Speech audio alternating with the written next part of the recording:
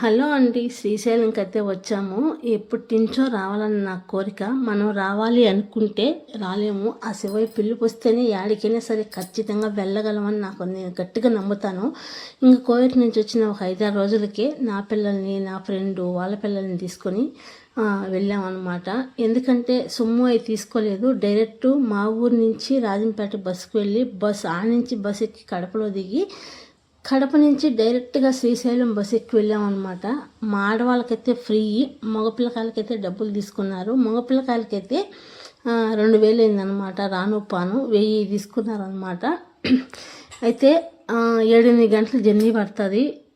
ఎటువంటి ఇబ్బంది లేదు. ప్రయాణం అయితే చాలా మంచిగా జరిగింది. ఇంక పోతే శ్రీశైలం దగ్గరే బస్ స్టాండ్లో దిగుతానే నైట్ 10:30 అయిందనమాట మేము దిగేదలకి. ఇంకా అక్కడ పక్కనే రూమ్స్ కూడా ఉన్నాయి. ఎందుకంటే మేము ఫస్ట్ టైం పోయినాం కాబట్టి తెలియకపోయినా కూడా అన్నీ మంచిగానే జరిగిపోయాయి అనమాట. ఇంకా అక్కడ రూమ్ తీసుకొని ఏసీ రూమ్ తీసుకున్నాం. 11:30 అయిపోయింది. రూమ్ తీసుకొని ప్రశాంతంగా పొనుకొని తెల్లారుజామున 5కి లేచి రెడీ అయ్యి 6:30 కల్లా గుడి దగ్గరికి వెళ్ళాము. గుడి ముందరే మనం శివయ్యని నమ్ముకొని అక్కడే ఒత్తులు వెలిగించుకొని టెంకాయ కొట్టుకొని దర్శనానికి వెళ్దామని వెళ్ళేతలకనే దర్శనం బంద్ చేసేసారనమాట. 10:30కు ఓపెన్ అన్నారు.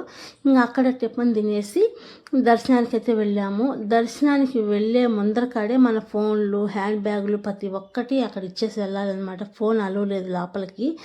మంచిగా దర్శనం చేసుకొని బయటకు వచ్చేసరికి మధ్యాహ్నం 1 గంట అయింది. స్వామి అయితే చాలా మంచిగా దర్శనం అయినాడు పరమశివుడు.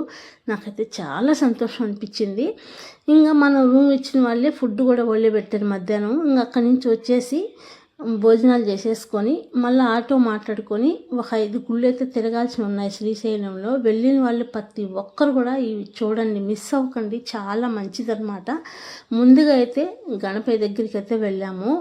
గణపతి కానించి అక్కడ దర్శనం చేసుకొని టెంకాయ కొట్టుకొని ఇంకొచ్చేసి మళ్ళీ అమ్మవారి కాడికి అయితే వెళ్ళాము. అమ్మవారి కాడికి కూడా వెళ్ళి అక్కడ దర్శనం చేసుకొని పాలధార పంచదార అని ఉంటుంది, అక్కడికి కూడా వెళ్ళామన్నమాట. అసలు అది ఎంత పెద్ద కొండ అండి, ఎంత లోతులో ఉందో చూస్తుంటే నిజంగా నాకైతే చాలా మంచిగా అనిపించింది. ఆ వాటర్ తాగుతుంటే నిజంగానే పంచదార వాటర్ తాగుతుంటే తీయగానే ఉంటాయి, చాలా బాగుంటాయి వాటరు. అక్కడ కూడా మంచిగా శివయ్య ఉన్నాడు. దర్శనం చేసుకొని ఇంకా అక్కడి నుంచి శ్రీశైలం మీద ఇదే లాస్ట్ ఫైనల్ అనమాట. అడవుల్లో వెళ్ళాలి. అసలు అడవిలో జర్నీ చేస్తుంటే ఆటోలో చుట్టకారం అడవి, అసలు అడిగి వెళ్ళామంటే పర్వత శిఖరం అనమాట. అది చాలా బాగుంది. ఎప్పుడు మిస్ అవ్వకండి. పైన నంది ఉంటాడండి. ఆ నందిలోంచి ఇలా చేయిపెట్టి మనం చూస్తే శ్రీశైలం గోపురం కనిపిస్తుంది అనమాట. చాలా బాగుంటుంది. ఎంత హైట్ ఉందంటే పొట్టోళ్ళం అయితే చూడలేము, కొంచెం హైట్గా ఉన్న వాళ్ళు అయితే చూడగలుగుతారనమాట. కానీ అందులోంచే మంచి వాటర్ కూడా, మంచి ఏరు కనిపిస్తుంది, చాలా బాగుంటుంది. శివలింగం కూడా పెద్దది చేసి పెట్టుంటారు అనమాట. చాలా మంచిగా అనిపిస్తుంది. పైన శిఖరం మీద ఉంటుంది అనమాట. అలాగే గుడి మొత్తం శివలింగాలతో శివలింగాలు పూర్తిగా శివలింగాలతోనే కట్టారనమాట గుడి.